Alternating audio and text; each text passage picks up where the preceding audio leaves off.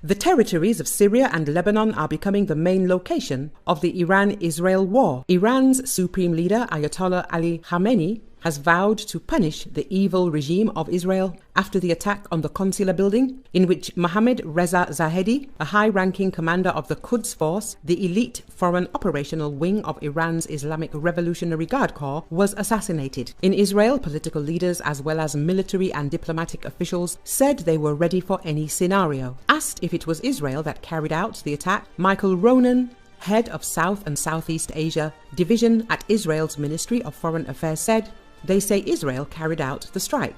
Well, I don't know. What I can say is that Israel is ready for any response from Iran.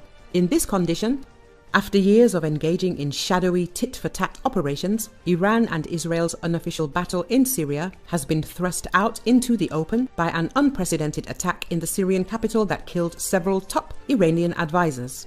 Now, even with Israel already mired in the longest and deadliest ever war with Palestinians, facing ongoing clashes with Hamas and constant fire from Iran-aligned axis of resistance factions from at least 4 nations, the Iran-Israel indirect war taking place on the sidelines of the war in Gaza threatens to become the main event.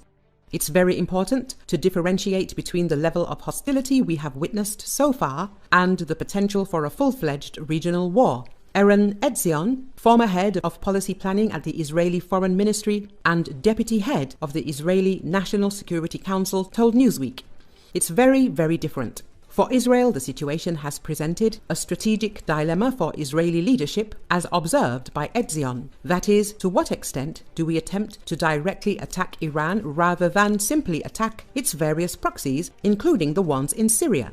In addition to the hundreds of strikes conducted by Israel against Syria over the course of at least a decade, he pointed out how, throughout the years, Israel has taken some actions on Iranian soil. For some, it has taken responsibility, and for some, it has not.